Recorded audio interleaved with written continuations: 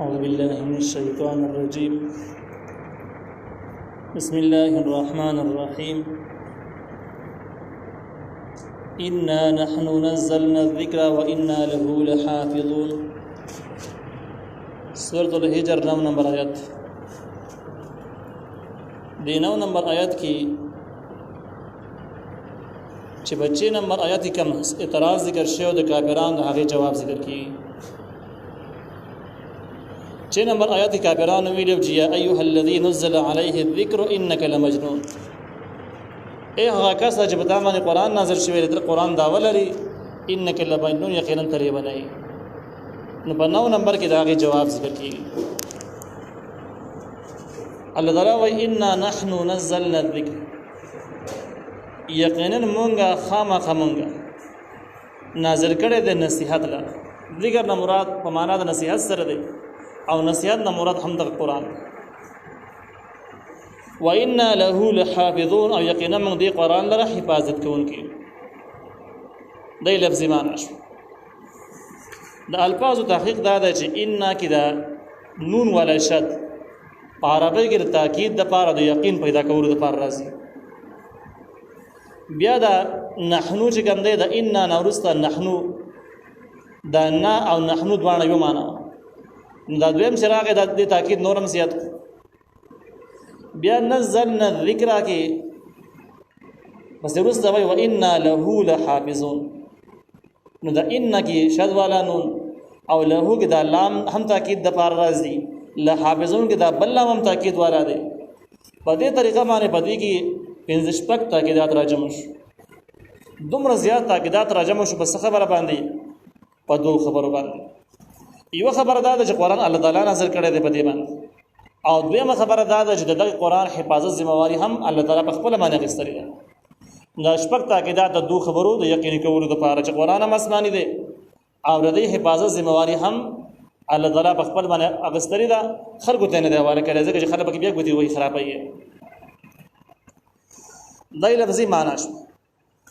اوس موږ دا ویل چې دا آیات د مخکینی 6 نمبر آیات کې چې د کافرانو کوم دعوه او د هغه جواب دی. نو جواب یې دي الله تعالی قرآن موږ نازل کړی دی.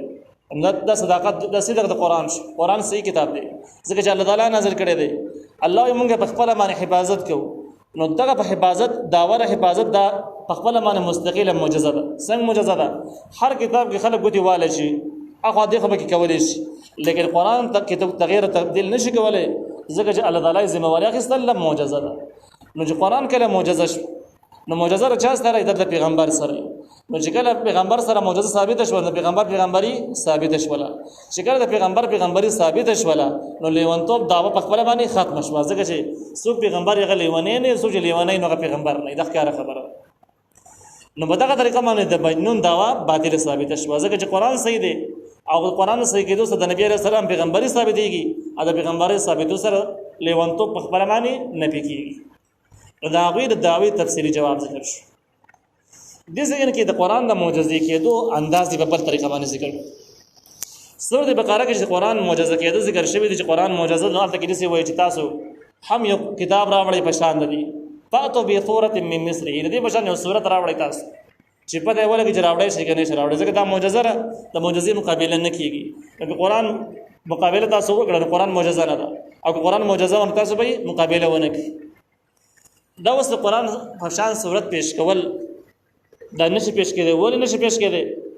نو التلوی او توضیح په دې کې درش وجوهات ذکر کړی دي چې په هغه کې فصاحت دی بلاغت دی د غیب او اطلاعات ورکول جامعت دی. خو دا ټول اصطلاحات چې راجمه کینو په دې باندې اهل علم پويږي عوام خلک په مشکل باندې پیږي نه پیږي. البته مسله ډېره علمي او تفصیلي په دې ځکه کې دغه معجزه په بل انداز ذکر شو چې قرآن د کتاب د جمعه په خپل باندې حفاظت کوي اوس په تغییر نشي کولای. اوس په دې مسله باندې عوام خلک په اسانه باندې پويږي سباس پکې نشته دي ځکه چې په هر کتاب کې تغییر کېدای شي کې نه کیږي. مخکینی اسمانو کتابونو کې شوی دی بده کې نه کیږي. نو تغییر نه قرآن محفوظ باندې کېدل دا یو د څه مسله ده چې عوام خلک هم انپړ خلک هم په اسانه باندې پوي دي. اوس دې ترازو په تاریخي احوالو کې قرآن څنګه معجزه ده او چا په دې باندې ټرای کړل چا ثابت کړل چې قرآن مقابله نه کیږي. نو یو خدای د په هغه زمانہ کې دا مستقل چیلنج چې مقابله وکړي چاونه د دې نه وروسته تفسیر قرطبي د مامون بادشاه په حواله سره لیکلي دي او سند متصل یعنی په صحیح روایت سره مامون بادشاه په اسلامي بادشاهانو کې یو نیک بادشاه تر شوی دی او دغه طریقې کار د سه جمعیاش کې به یو ورځ محفل داسې جوړاوه چې باغ به اهل علم علما کرام راغختل ایو خاصه مسله به وړاندې کړل چې بده باندې بحث وکړي هر عالم به خپل علم تحقیقي رائے پیش کوله هر چاته به خپل رائے پیش کولو اجازه و چې خپل رائے پیش پدې کې یو سړی دا سراغ چې بس پینو کپړو کې او ډېر چالاک او فصیح بلیغ سړی او خسته خبرې کولې ډېر د حکمت خبرې کولې او رکس چا پیژاندل نه خو د شکل صورت نه ډېر هوښیار کس معلومېده د ځینې آثار او ثابت شول چې دا اسرائیلی څوک دی يهوديانو کې څوک دی د دې علاقې مسلمان باشنده نه نو ده هم خپل علمي مباحثې وړاندې کړلې مامون رشید دنه تاسو کې چې دا راته وایي چې تاسو کې ته خو ماده اسرائیلی معلومیږي او اوزه اسرائیلی ول مسلمان نه ویلنا ول اسلام کې قبلې مذهب تعالی ډېر اعزازات درکم ډېر پیسې به درکما په غټو منصبونو کې به د واخلم ته خټه د کار سړی د ورته ویل اسلام نه قبولم د اسلام سره مين نشته او لہذا راغلم تاسو محفل کې مسوا غستله لیکن اسلام قبل ولې نش دا نه قبول بس مامون بادشاہ ورته ټیک ته نه قبل بس ځکه مخه دی دی لاړ لیکن بدغه محفل نه دا خبره معلوم کړي و چې قران د نور کتابونو نه پس کې امتیاز لري یو په دې خبره کې امتیاز لري چې د نور کتابونو ذمہواری الله تعالی علماء ته ورکړي کړي و چې تاسو حفاظت وکړي او هغه به دومره ګوتی واله چې ډېر خراب او ټول کتابونه محرف وران او د قران ذمہواری الله تعالی په خپل باندې غستله نو دی يهودي عالم ول چې ور به خبره باندې تحقیق کوم او نور دینونو سره د مناسبت ګورم چې اسلام څومره حقانی دین دی څومره رښتیا دین دی او د مخکینی دینونو نه د عظمت او مرتبه څومره او چتر څومره قدر په دې باندې ول تحقیق دا يهودي عالم چې ونه خطاط او یعنی خوشنویس پینټر سره یو د خسته خط لیکو او د طریقې کار دا و چې کتابونه به لیکل په خسته خط باندې بګران قیمت باندې به خرڅول هغه وختونه کې د کتابونو چاپخانه نه وی چاپونه بګینو چا خط بخو نه کتاب بګران خرڅېدو چا خط به کمزوري بازان خرڅېدو نو دا کس وایي چې زرا علم او بس اول سر کې می تورات ولي کو په صدور طریقو باندې مې ولي مختلفو طریقو باندې خپل ځان نه به خډيري مصالې واچولې او دا مې د يهوديانو مرکز ته وړو خپل ګرانه بیا باندې خرج اچا مونږ ول چې بده کې غلطي بیا عالم انجیل شریف مې ولي کو په دریو نسخو کې مې ولي په خسته خط کې د عیسایانو کنيسات مې وړو اول د ګرانه خلکو خبرانه بیا باندې واغ سره په قدر په نظر وته قدر ایسو په پوي نش په بدریمه طریقه بدریمه مرحله کې را لم قرآن باندې مخارج شروع کړ قرآن مې موري او بدریو طریقو باندې مدام موري کو الفاظ به څه کم کړو سمې به څه واغ د خپل طرف نه او دا مې راوړ یو زګین ته یو دینی مدرسې ته مې را منتقل ال د جما څنګه خو ته نو بس حافظان نه وړاندې شو ترا کوم ګورو حافظان ته چیک کنه روح دې خو بلا غلطي تا کړی داسې غلط دی داسې غلط دی چې لا نورې به سمره کړی بیرته دربار د خرڅولو دا راخستلو قابل نه واپس وي دا غینه بعد ما وی ور بازار مسلمانانو بازار کې جما پیش خط چې خلکو وګورو کاغذ یو کو نو خو وخت شو خط پر اعتبار سره خوښ شو لیکن خلکو وی چې د سینا د به حافظان ته پیش کو حافظان به چیک چې د څنګه دی نو بس زمانه واقع حافظان به وړه غزره خبره پکې بیا او تر بیا خرڅ نشو وې زه به دې زمانه پوه شو چې د قران دغه داوا چې موږ د حفاظت په خپل باندې کوو یقیني چې عملاً ماورد ثابت شو او زه به دې باندې پوه شو چې قران سونه مرتبه ده او قران واقعي معجزه ده د منلو قابل وې دا کتابونه میزان سره محفوظ کی خو د دې نورسته او د قران دینی مسائل تحقیق مشروع پدویم کلمه چې کړه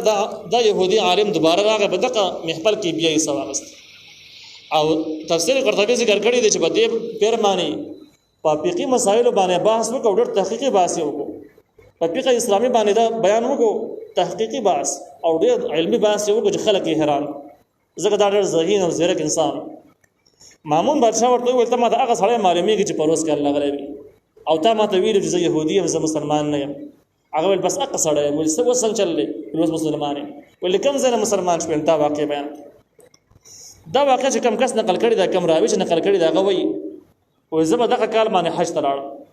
حج کې مې سفیان ابن عینه چې لوی عالم دی هغه ته مې قصه وکړله هغه ماته ویل چې دا خبره بیخي ټیک او دا یقینول قابل ده چې دا خبره به د واقعیا به تکشن شوي او دا به مسلمان شوي نو دا عالم وایي ما د سفیان ابن عینه نه تاسو وکړه دا څنګه نو هغه آیاتونه راته ویل چې کوم د يهودانو باره کې نازل شوي دي او کوم قران باره کې نازل شوي دي چې مخکې کتابونو ذمہواری چې دا علماء ته حواله شوله او د قران حفاظت ذمہواری په خپل باندې غوښتل ده نو يهودي چې کومه قصه کړل دا به هم د قشنت کړه نو دې واقع نه ثابت شول چې قران محفوظ کتاب دی، تغیر تبدیلی نه محفوظ دی. او دا هم ثابت ده چې 1400 کارو راوخله د دې زمانه پر د اسلام خلاف ډیر زیات ټرایان او سازشونه روان دي په مختلف انداز باندې په اسلام باندې په نوې نوې طریقو باندې حمله کیږي، لیکن قران کې چا ګوتی ونه والی بده کې تغیر ونش. نو کدی کې امکان وي نو اوله حمله به دې باندې کړی وي ځکه بنیاد قران دی. د دې وروسته قران لفظا او معنا آسماني کتاب دی قران. نو که څوک قران الفاظ داسې اشعار ته واړی او بیا ته قران وینو هیڅوک ته قران نشي ویلی او نو ته قران ویل جایز دی. دغه شان په دې می اتفاق ده چې څوک قران معنا ولي کې او د قران نوم کی دي.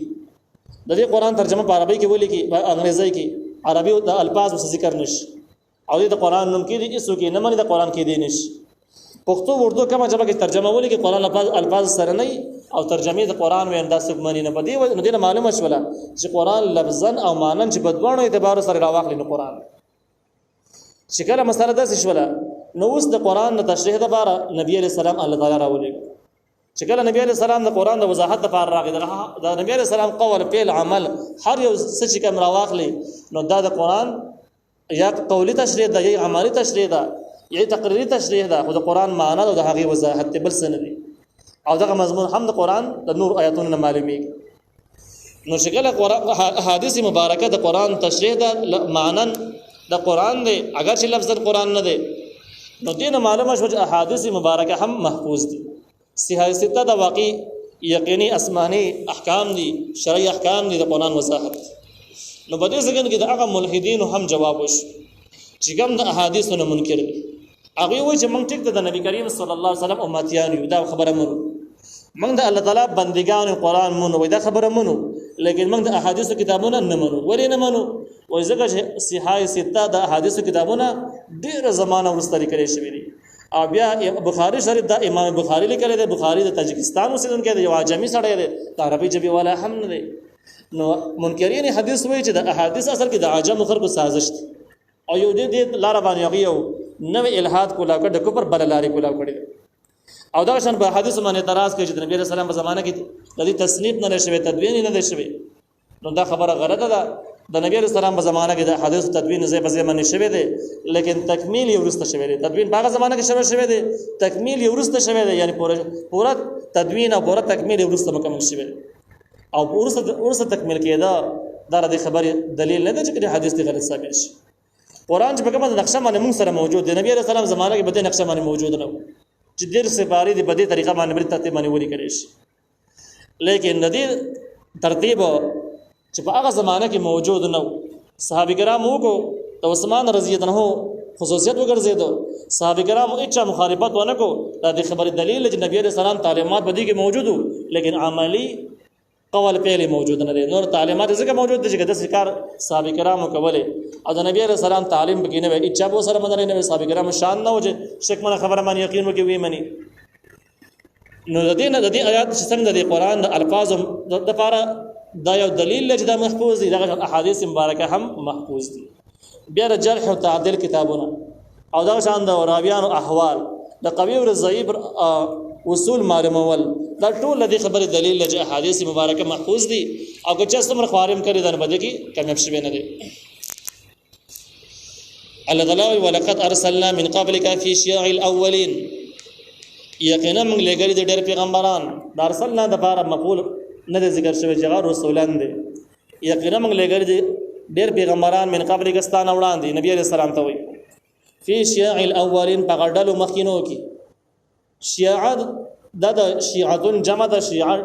د ډېر دی لګي اړه چې د چا ماته نو که په حق نو هم شیعه ده او که په حق باندې هم شیعه د لګي دي. د ذکر کې في شيع الاولين په اولنو ډلو کې دا پی ذکر شو اله ذکر نشو او رسې ونه ویل چې مخکینو ډلو ته پیغمبران لاړو. دغه دې نقطې ته اشاره ده چې دغه کم پیغمبران چې پیدا شوي الله را لېږلي نو دغه فرقو خاندانی خپل خلکو د بل ځای نه راغلي او دغه فرقو کې الله تعالی دنه پیدا کړل. په دې وجه باندې چې دغه فرقو رسمونه رواجونه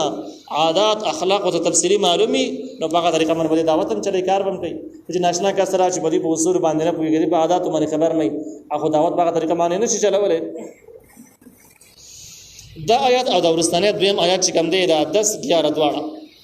دا د نبی کریم صلی الله علیه وسلم د لپاره تسلی ده، تسلی مضمون دی د دوه آیاتونو. او تسلی په دې طریقه باندې ده چې که پتا باندې اعتراضونه کیږي یا پتا باندې د کینې او ضد د وجه نه ساده معجزې نه انکار کیږي، غنه منل کیږي، نو خپکهږي مو دا نبی خبره نه ده. مخکې چې څومره پیغمبران راغلي دي، څومره امتونه تیر شوي دي، ټول دغه کار کړی دی چې بس بلکار نه دی کړی، خو د خپل پیغمبرانو مخالفت، د معجزو نه انکار او پیغمبر باندې ناجایز او د ضد نه ډک اعتراضونه کول دای کړی دي. نو لہذا د مخکې دا لوبه شوې ده، روانه ده، نو ته مایوسه کېږه، مو خفه کېږه، دا کار نه دی، تا سره به هم کېږي، خیر دی ودې شي، برداشت یې کړه. هغوی صبر کړلی، ته صبر وکړه، هغوی محنت کړلی، ته محنت جاري وساته او د دې سره خپل کار داول لاره جاري وساته.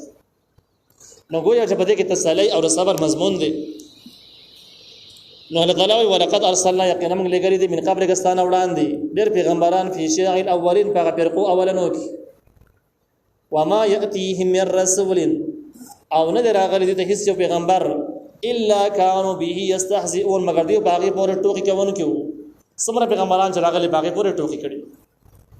استهزاء د انکار هغه ناکاره صورت. تفسیر معرب قرآن وایي چې د انکار ډېر صورتونه دي. یو انکار داسې دی عملی انکار چې تا ته چېرته دین خبره وکړله او تا ښه واورېدله خو بس ځان دې غلی نه په عمل کې نه مخالفت کې او نه په هغې باندې څه بحث کې او نه دغه چا چې دعوت راوړی دی دغه سپکاوی کوي سم نه کې. نو دا د انکار یو خاموش صورت. دویم طریقې دا ده چې چا دعوت ته راوړو نو ته په هغې باندې عمل ونه عمل دې په ونه کړو خو هغې سره سره چې کوم دی دلایل دې پې وویل چې دا خبرې ټیک نه وي، دلایل دې وړاندې کړو. دا دویم صورت دی.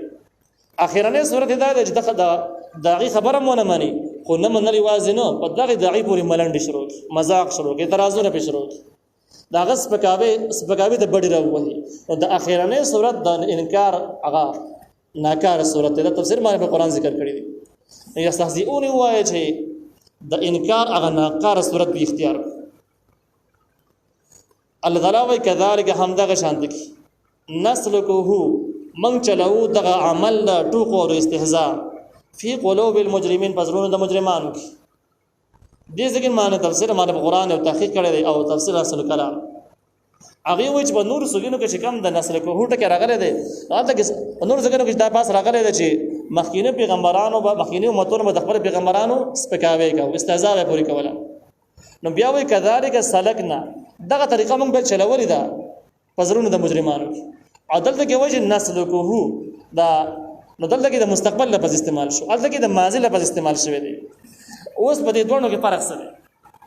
د ماضي لفظ کې د مختیرو فرقو ذکر و چې هغوی دا کار کړی وو او د هغې بڼونو کې دا کار موږ دغه شان چلولی وو، استهزاء عمل موږ هغه بڼونو کې اچولی او د هغې د جرمونو په وجه باندې. او نسلکه د مستقبل سره تعلق لري. نو د دې مطلب دا دی چې د قیامت پورې چې څومره د دین داعیان راځي، دین دپاره کار کوي، په دین باندې محنت کوي، د دین سره مخلص دي، د هغې به مخالفین پیدا کېږي او دغه مخالفین به په دې داعیانو باندې دې داعیانو پورې به ملنډې کوي، مذاق پرې وړوي، ګپه پورې لګوي او دا عمل به د کوم وخته پورې جاري قیامت پورې. چونکې اوس پیغمبران نه راځي، د هغې قایم مقام علما دي، حق پرست علما، او دا عمل به د حق پرست علماو سره کېږي. بیا راشه اسلامي تاریخ مطالعه کړي. اسلامي تاریخ کې د اول سر نه راونیسه چې کوم خلک حق پرستي کړې ده او په حق پرستۍ کې د ټولو نه زیات مشکل مسایل د نظام دي. چا د نظام لپاره محنت کړې ده، قرباني کړې ده او د یو لوی باطل سره ټکراو اخیستلی دی، د هغوی بدنامي سپکاوی په هر زمانه کې په عجیبه عجیبه انداز باندې شوی دی. تر دې حده پورې چې امام ابن تیمیه رحمه الله په دې لاره کې کار کړی و. نو امام ابن تیمیه متعلق مشهور شو چې دا مجسمه دی او د الله تعالی لپاره جسمیت ثابتوي او د کفر فتوی په امام ابن تیمیه باندې راغی او دا هم ویل چې په شام کې یو جماعت کې د په منبر باندې خطبه ورکوله د دروغ واقعیت او د خود محراب نه راکوش او ویل چې الله تعالی به د عرش د سر راکوش. حالانکه په تمام تاریخ کې د امام ابن تیمیه شام ته تلل د ثابت هم نه دي چې دا شام ته تلل. بیا په دغه طریقه باندې په اسلامي تاریخ کې امام قرطبي، امام رازي لوی لوی علما د نظام د لپاره کار کړی. امام ابو حنیفه د خپل زمانه او لوی مجتهد او امام د نظام د لپاره قربانیان کړی دي. اخر کې جیل ته تللی ده، بجل کې هم په زهر باندې شهید شوی دی. دغه خلاف هم په ټوله دنیا کې پراپګانډو یو سلسله جاری ده په مختلف انداز باندې. په اخره کې د دې پیړو لوی امام مودودي رحمه الله هم په دې لاره کې محنت قرباني کړې ده د نظام د لپاره. د هغې لپاره هم ډېر زیات څه بحثونه گردش کوي چلیږي. د دغه نه علاوه چې کم خلک په د لار کې د دې علما او د حق پرست علما په لار باندې تک کوي نو سپکاوی به کېږي په هغې به سخت سخت الزامات لګي او چې هېڅ سمونه کې دا مجرمان نه کم از کم دا شکله خو بوله ورانه وي سر یې د سپي سره ولګوه پټکۍ سپي ته په سر کا سر یې د ډمې سره ټچ کا لغړ بدن سره ټچ کا او په دې انداز باندې فیسبوک ته کښېنه فوټوشاپ راکولاو که او جوړوه به د علماو سپکاوي ته ولګه نو دغه سپکاوی د حق دین نه د انکار هغه ناکاره صورت دی او دا د نسل کوهونه معلومیږي دا تفسیر احسن الکلام د ځګن کې چې مطالعه کې دا ځګنې براوړي د نسل کوه لاندې چې کله وګورئ چې دا الله کې نسل کوه د مستقبل لفظ دی نور ځګنو کې ماضی ده ولی نو ځکه چې بددي امت د قیامت پورې چې څومره مجرمان به دي کې راځي د هغې اشارتن ذکر دی چې دغه مجرمان به هم د حق پرست علماو مذاق وړاوي سپکاوی به کوي نو دې وجه نه لفظ د مستقبل ذکر شو فی قلوب المجرمین په زړونو د مجرمانو کې دې ځګن کې سوال دا دی چې د حق پرستو خلکو خلاف سپکاوی ټوکې ملنډې الله تعالی وایي دا د مجرمانو ډونو ته ما اچول دي نسل کوهو الله تعالی وایي ما را کار کړی نو اوس سوال دا دی چې دا خو کفر دی او په دې مسله باندې اتفاق دی امام شامی په فتاوی شامی کې هم لیکلي دي چې کم کس د عالم نه اوچت کینی په طور د تکبر او غرور او استهزاء باندې نو دی وایي چې دا دومره عظیم جرم دی چې په دې سره اتوماتیک ایمان ماتېږي د نواقض الایمان مرتکب کیږي او چې څنګه مرتکب د نواقض شو هلته کې ښځه خو مسلمانه د هغې خو لا د نواقض مرتکبه نه ده نو منځ کې نکاح وغورځېد نکاح مات شو دا شامل لیکلي دي او د دې آیتونو په خلاصه کې لیکلي دي اوس د دې نه اندازه ولګېدله چې د حق پرستو علماو سپکاوی کول استهزاء ټوکې مذاق وړول دا کفر دی او په دې کې یو حدیث هم دلیل دی چې چا د یو عالم توهین وکړو من حیث انه عالم صرف دغه د علمیت د وجه نه ورسره ضد دی یعنی ذاتي د کور او د پټي مسالې نه دي هغه هر چا سره راتلی شي دا کفر نه دی لیکن د علمیت په سلسله کې د هغه سره ضد وکړو او ضد د وجه نه یې توهین وکړو فقط کفاره د کافر شو او حالانکه الله تعالی سوی کذالک نسلکه فی قلوب المجرمین دا کار مجرمانو بڑنو کې ما چولې چې د حق پرستو خلکو سپکاوی وکړي نو دا خو د مجرمان غریبي ګناه نه ثابتېږي نو د دې مضمون تفسیر احسن کلام وایي په شان د ختم الله علی قلوبهم دی هلته کې الله تعالی ویلو چې ما د مجرمانو خلکو په زړونو باندې مهر لګولی دی او دغه مهر نه وروسته د خلک ایمان نه راوړي دغه شان کې بل ران علی قلوبهم بل طبع الله علی قلوبهم چې کوم د مهر خبره ده نو همدغه باس دی چې اصلا د خلکو سره اختیار او چې من شاء فلیؤمن ومن شاء فلیکفر چا چې خوښه شي ایمان راوړي او چا چې خوښه شي کفر دی وکړي یعنی کفر او ایمان د انسانانو په اختیار کې دنه پروت دی خو بیا ان اعتدنا للظالمین نارا کفر چا وکړ نو الله به جهنم ته اچي خلکو سره اختیار دی اختیار کې خلکو دنه دومره جرمونه ظلمونه ګناهونه وکړل چې د هغې ګناهونو په وجه باندې ورته تور شو مهر پرې ولګېدو او د مهر نه وروسته اوس د دې د هغې اختیار ختم شو اوس که د ایمان راوړل غواړي هم نشي راوړلی اختیار یې ختم شو دا مضمون یو حدیث مبارک کې هم ذکر دی همدې طریقه باندې چې کله انسان ګناه وکړي نه ګناه په وجه باندې بړک یو تور داغ پرېوځي کله چې دا ګناه نه کړي دې ګناه نه سخت شرمېږي مو یریږي مو چې دا ډېر بد کار دی ته الله نافرماني ته مخلوق ته اسلامي معاشره کې دنه داسې جرم مرتکب کېدل ته خو ډېر بد شی دی نو سخت یریږي چې کله دې ګناه وکړي په اول ځل باندې یو غلط ملګري په رابطه باندې نو بړه باندې یو تور ټاکې وشي چې کله دې په صدق باندې توبه وباسي نو ټاکې خړ شي خو چې توبه ونه باسي نو نور ګناهونه د لږ زړه نور مایل شي د ګناهونو خواهش تیز شي د بل ګناه وکړي نو بیا دوباره باندې ټاکې بل ټاکې پکې وشي دا څنګه څونه ټاکې سیوا کېږي ګناهونو سیوا کېږي ټاکې سیوا کېږي ټاکې سیوا کېږي چې په ګناهونو باندې زړه ورکېږي او جرأت سیوا کېږي شرم یې ختمېږي په ګناهونو به شرمېږي نو داسې بېکاره منحوس کارونه به کوي چې بالکل د ویلو قابل به هم نه سړی په خوله باندې نشي ویلی لیکن هغه به سر یې عام کوي شرمېږي او نه دا دې وجه نه چې دا ډله تور شوی مکمل ګناهونو کې ګیر شوی خو چې کله دا مکمل ډله په دې توروالي کې راګیر شي ګناهونو کې راګیر شي نو په دې ټایم کې بس هغه ایمان توفیق او صلاحیت ختم شي اختیار دی الله اوچت کی او په دې ټایم کې دا سوچ ظالم جوړ شي په شان د فرعون نمرود او شداد باندې چې د پیغمبرانو په دعوتونو نصیحتونو مجزوي بیا هم کار نه کوي